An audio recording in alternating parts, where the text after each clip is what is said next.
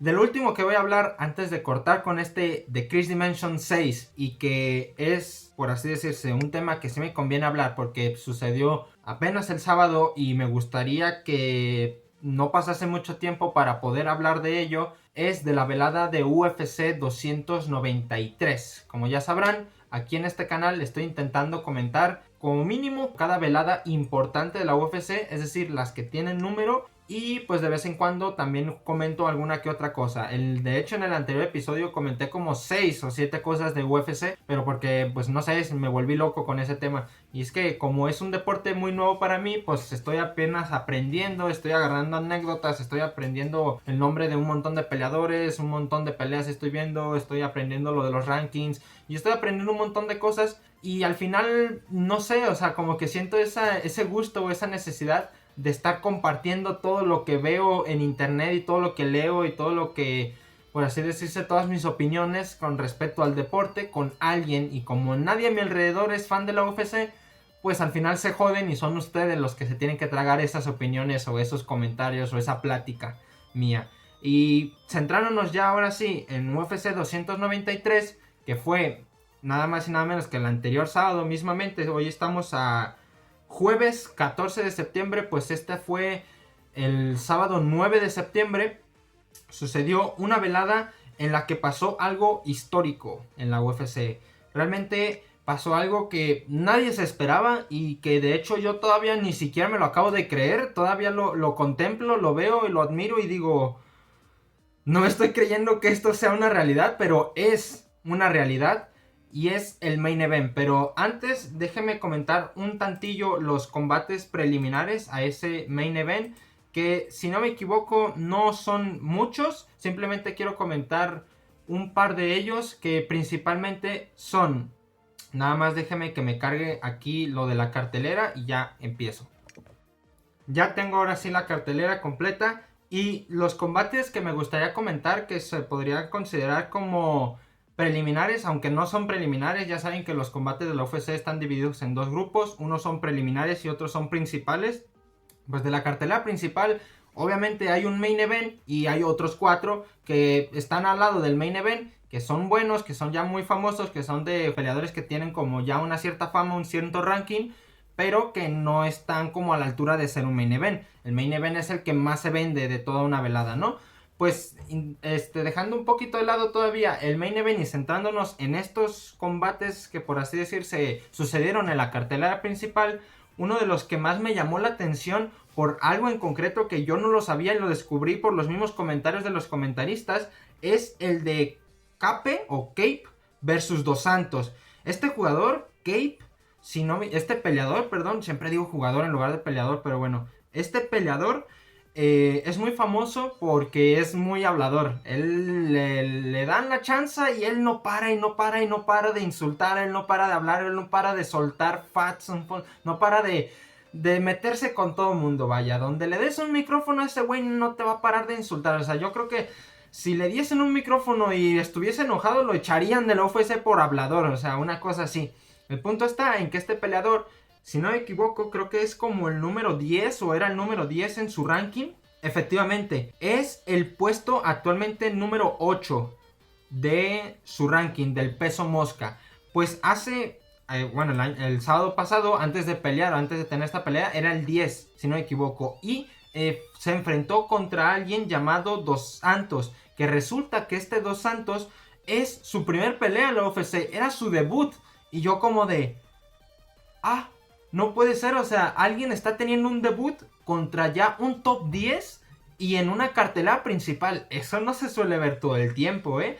Este peleador, yo imagino que ya era alguien muy muy bueno y que obviamente no podía tener un debut contra cualquiera. Tenía que tener un debut contra alguien bueno. Y muchas veces cuando un peleador viene debutando en UFC, no se sabe qué calidad tiene. No se sabe si ya es un peleador al nivel de un campeón o si al nivel de un top 10 o así al nivel de un top 20. Entonces es muy difícil saber contra quién debutarlo y muchas veces es él mismo quien elige contra quién debutar dentro de las oportunidades o dentro de las chances que le den. Resultó que este Cape se iba a enfrentar contra otro que no quiso pelear contra él por alguna razón, no sé si fue por lesión o por otra cosa, y aceptó debutar con él, o sea, aceptó enfrentarse contra Dos Santos, que él venía debutando, y dio una pelea tan más increíble, o sea, fue una pelea súper agresiva y súper divertida. Terminó ganando Kate, pero por los pelos. Yo creo que no le faltó mucho. Y como así digo que es hablador para lo malo, también fue hablador para lo bueno, porque felicitó mucho al peleador y le dijo: vas a ser un gran peleador, un grande. O sea, nadie, un montón de peleadores no quisieron aceptar una pelea contra mí, y tú fuiste el único que quiso y vienes debutando. Tú eras el que más tenía las de perder y sin embargo fuiste el más valiente de todos. Una cosa así. La verdad es que fue una muy buena pelea, y quería comentarlo principalmente por eso, porque me pareció una barbaridad que alguien esté debutando contra un top 10. Pero claro, es que si ya trae el nivel de un top 10, pues no lo vas a enfrentar contra un top 30 y que empiece desde cero, porque es que va a reventar a todos hasta que empiece a costarle más trabajo, que muchas veces eso pasaba. Un peleador entraba en la UFC que ya era muy bueno, porque ya tenía un récord personal previo a la UFC, y se iba a tener que enfrentar a peleadores que no están a su nivel, y claro, va arrasando, y empieza con una racha de victorias o con un invicto, hasta que se topa con alguien que ya ahora sí está a su nivel, y empiezas a ver las dificultades. Pasa mucho, y muchas veces no se logra apreciar esto, de que ya traen una experiencia antes, y esa experiencia bien te pudo haber dado campeón en otra empresa, y pues en principio lo lógico es que te tuvieses que enfrentar contra otro campeón de la UFC. Pero claro, no vas a debutar enfrentándote contra un campeón. Hay que demostrar que vas a ser bueno contra los peleadores de la UFC. Y muchas veces sí pasa de que el peleador sube hasta llegar a ser campeón. Y muchas veces pasa de que sube, llega al top 5 y se estanca, porque ya ese va a ser su, por así decirse, su ranking en donde van a estar intercalando. Otra pelea que me gustó bastante fue la de Pedro versus Turcali. Turcali, es un nombre apellido, perdón. Y de hecho se me hace bien curioso que se apellide Pedro, porque Pedro aquí en México es un nombre de una persona. Y no solo aquí en México, sino en todo el habla hispana. Pedro desde siempre es un nombre, y él se llama Tyson Pedro, y Pedro es su apellido. Pues esta pelea estuvo interesante porque fue, si no me equivoco, un knockout al primer round. Y me gustó especialmente su celebración. Fue algo así como de que saca la espada, corta, guarda la espada y se inclina ante su rival. Fue increíble, la verdad fue un espectáculo. Luego la coestelar, la pelea que solamente estaba por debajo del main event, la segunda main event, era Tuivasa versus Volkov. Tai Tuivasa es, si no me equivoco, o era antes de tener la pelea, era como el puesto número 6 del ranking del peso pesado. Actualmente está en el puesto número 8 porque perdió Tai Tuivasa. Tai Tuivasa es un peleador que, aparte de tener un apellido gracioso, es un peleador que sorprende mucho la habilidad que tiene para pelear, porque es de estos peleadores que son peso pesado, pero por lo pesados que están. No es que esté especialmente musculoso, no es que mida 1,95 m, no. Él está pesado porque tiene buena cantidad de panza. Y hay peleadores que son de este perfil, que son peleadores que son peso pesados porque se podría decir que están gordos, pero que aún así son buenísimos. Y de hecho, esa grasa extra o esa piel extra que tienen muchas veces les sirve hasta de protección, porque les das ganchos, les das patadas y parece que no les hace nada, porque aparece hasta que rebota la piel, la amortigua bastante bien. Todos los peleadores se podría decir que tienen sus pros y sus contras. Su físico, un tipo de físico puede tener sus pros y sus contras. Otro tipo de físico puede tener sus pros y sus contras. En este caso, el físico de Tai Tuivasa le da, como por así decirse, las herramientas de ser un tipo de peleador en concreto. Que de hecho hay varios peleadores que son muy parecidos a él porque tienen el mismo tipo de físico. Y en este caso, Tai Tuivasa es de esos peleadores que tienen un físico muy exuberante, que son como gordos, pero que aún así tienen una potencia de golpe tremenda, porque justamente entre más pesados, más fuerte golpean. Y se enfrentó contra Alexander Volkov, que si no me equivoco, tiene una especie como de un 36 algo, o sea, tiene un montonazo de peleas. Y le ganó a Tai Tuivasa, que de hecho Tai Tuivasa venía peleando en tierra, estaba peleando en su natal Australia, porque esta cartelera o esta UFC fue en Sydney, y Taito Iwasa es de Australia, versus Volkov, que a juzgar por el apellido y ciertamente es ruso. Entonces tenemos un ganador de esta pelea que fue Alexander Volkov, y vemos como Alexander Volkov subió al puesto 6 y Tuivasa bajó al puesto en donde estaba Volkov. Fue una pelea un tanto reñida, pero se nota que Volkov tenía más las de ganar por aquello de ser un poco más ágil en el suelo. De hecho, la forma en la que le ganó fue una llave muy curiosa, que hagan de cuenta que es una especie de triángulo de cuello, pero frontal. Es como si te le pones encima, le tapas tu rostro con tu pecho, le ahogas y a la vez le aprietas el cuello. O sea, está un poco raro, y le costó trabajo porque Tuivasa sobrevivió bastante ahí en el suelo intentando como zafarse, pero al final acabó sucumbiendo y fue una muy buena pelea. Y ahora sí, pasando al main event, pasando al que digo fue la mayor sorpresa de toda la velada y de los últimos años, porque de verdad nadie se esperaba este resultado, nadie se esperaba nada de lo que pasó en la pelea. El Israel Adesanya versus Sean Strickland.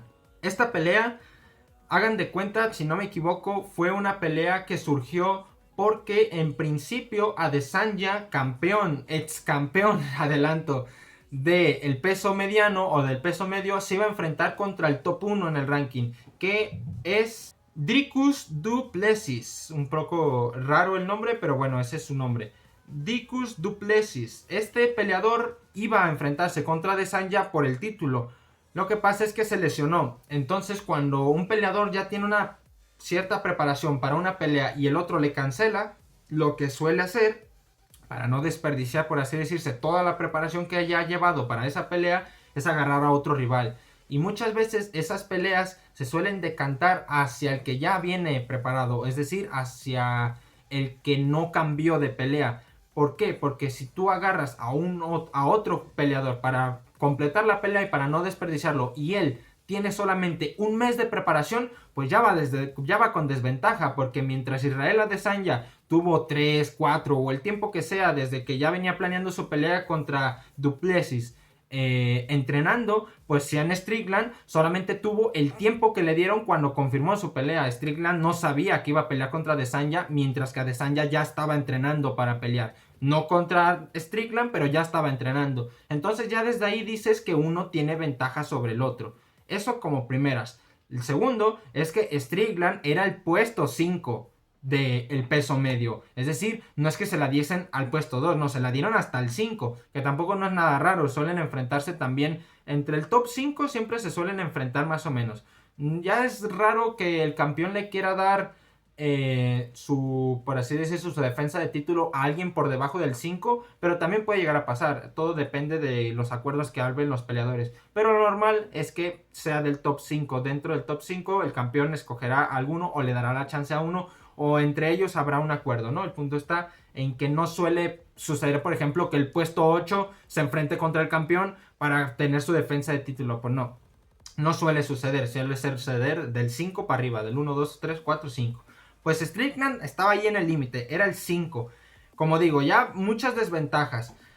Otra de las ventajas que tenía o que se veían un poco como a nivel estadístico es que Strickland había perdido contra un peleador que se llama Alex Pereira. Y Alex Pereira es un peleador muy bueno que actualmente está en el puesto número 3 del peso semipesado, pero que cuando recién entró a la UFC entró en el peso mediano. Y de hecho se coronó como campeón de la división, ganándole al propio Adesanya. Pero Adesanya logró ganarle en la revancha, logró ganarle en la segunda. Es decir, que Adesanya le ganó a un peleador que le ganó a su rival. Es decir, Adesanya le ganó a Pereira y Pereira le había ganado a Strickland. Por lo que la lógica te pasa a concluir que obviamente por esa regla de 3 extraña, Adesanya le iba a ganar a Strickland. Y como digo, todos a lo largo de toda la preconferencia, a lo largo del careo, a lo largo de toda esa semana de preparación, todo mundo apostó por Adesanya, todo mundo, literalmente, todo mundo apostó por Adesanya. Adesanya pues es de los peleadores más míticos de la UFC, de los más queridos, tiene un 24-2, solamente ha perdido contra alguien de un peso más arriba y contra su rival eterno, contra Pereira. O sea, realmente él nunca había perdido contra alguien de su misma división que no fuese Pereira, porque ya sabemos que Pereira tienen cierto historial desde otro deporte, desde el kickboxing. Entonces por eso nadie apostaba por Strickland, nadie creía que Strickland fuese a ganar.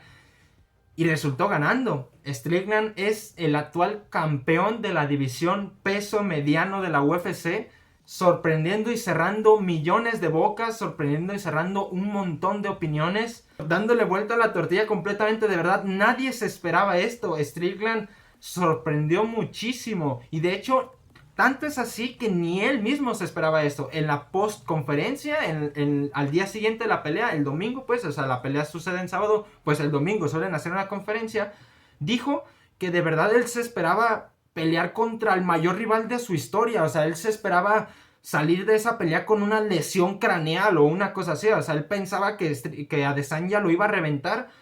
Y yo creo que todos nos estamos preguntando eso. ¿Por qué no sucedió eso? ¿Por qué Adesanya perdió? Obviamente está de más justificar una pérdida. O sea, si perdiste, perdiste. Y es lo que hay. De hecho, el propio Adesanya es el primero en afirmar esto. Dice, no, yo no tengo ningún tipo de justificación y yo no voy a dar ningún tipo de justificación.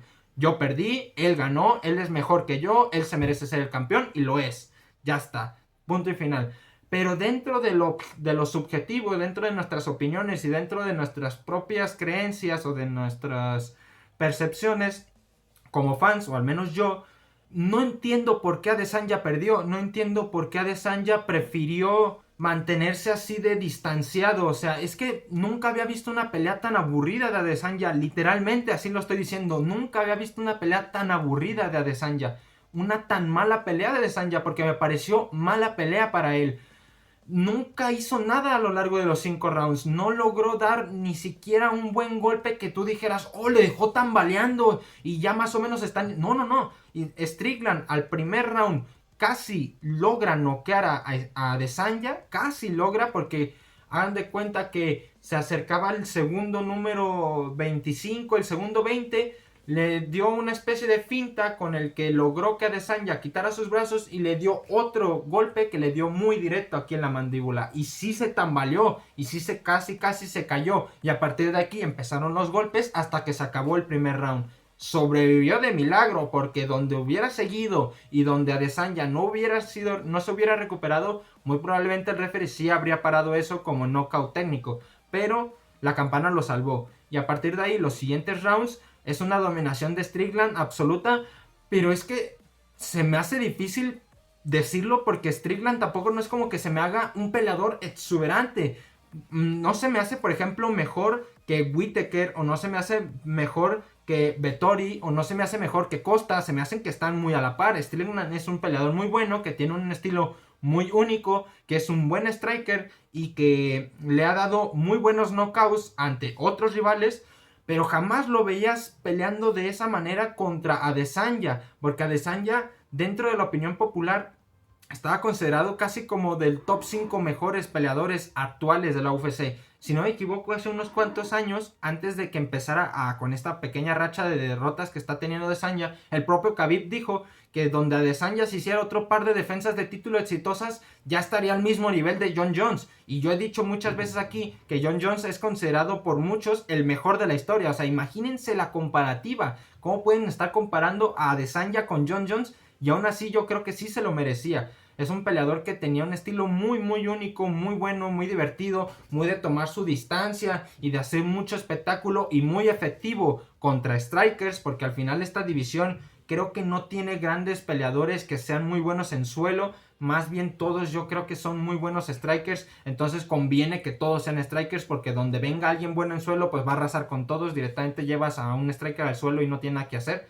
Y de hecho Strickland dijo: a lo largo de todo mi campamento me preparé el suelo porque pensé que lo iba a tener que necesitar, porque pensé que iba a ser mi única arma contra Adesanya, porque dije, donde me enfrenten striker contra Adesanya no voy a poder. Él mismo lo dijo y nos sorprendió a todos, incluyéndolo a él mismo. O sea, no entiendo por qué Adesanya estaba tan así, tan apagado. Se le vio, primeramente se le vio un poco abrumado, se le vio superado, se le vio sin intenciones de ganar, sin ese hambre como de querer ir. Adesanya siempre había sido un peleador que por mucho que lo golpearan, que por mucho que le diesen golpes, que por mucho que sangrara, por todo lo que tú quieras, siempre estaba ahí. Hay un clip famosísimo de Adesanya en el que él, hablando bajito, pero alguien leyendo sus labios, entendió que justo antes de empezar un round mencionó, hablando como diciéndolo para él mismo, ¿no? Como pensando en voz alta, pero interpretando solamente los labios, diciendo, estoy preparado para morir aquí mismo. O sea, dices, guau, qué pinche frialdad, ¿no? Y Adesanya siendo campeón, pues desde siempre. Adesanya llevaba un 20-0 en UFC, 20-0, bueno, no en UFC, sino en MMA, 20-0. Y ahí ya fue cuando empezó a perder. Perdió contra Blachowicz, que es de peso semipesado. Luego le volvió a ganar a otra persona. Peleó contra Pereira y perdió. Luego le volvió a ganar a Pereira. Y ahora esta era una nueva defensa de título y la acaba perdiendo. Es decir, Adesanya actualmente ya tiene un 24-3. Y es el puesto número 1 de la división peso mediano. Porque el peso mediano actualmente tiene como campeón a un Sean Strickland. Enhorabuena para este peleador. Y muy rara la situación de Adesanya. Yo la verdad es que soy bastante fan de él. Y lo digo en serio, no entiendo por qué perdió. O sea, no entiendo por qué no sale. No, porque no entiendo por qué fue así de aburrida la pelea. No entiendo por qué fue así de malo. Porque es que de verdad fue una mala pelea de su parte. Fue muy buena de Strickland y fue muy mala de Adesanya. Y por eso Strickland ganó. Llegó un punto al final del round en el que, obviamente, para dar show, pero obviamente como impotencia o como rabia, él le está grite y grite como por 15 segundos. Los últimos 15 segundos del quinto round le está gritando, ¡Hora! ¡Ven! ¡Ahora sí! ¡Ven! Y es como de, joder, pues es que voy a ganar y no me estás dando guerra. O sea, yo creo que fue un poco esa la reacción. Es como de, te voy a quitar el cinturón en tu puta cara y no estás haciendo nada para evitarlo. Entonces, no lo sé. Y ya ahora comentando el pound for pound, porque como ya saben, siempre que hay un nuevo campeón se actualiza, porque ser campeón es como el mayor logro que puedes alcanzar dentro de tu sola división. Obviamente puedes alcanzar otros logros como intentar ser campeón de doble división o cambiarte de división o defender muchas veces tu título de campeón, etcétera, etcétera. Pero dentro de lo que es el pound for pound, una de las cosas que siempre te bufean mucho para subir en el ranking es ser campeón de tu división. Y como en este caso, Sean Strickland es el nuevo campeón del peso medio, del peso mediano, pues se introdujo en el ranking del libra por libra, del pound for pound.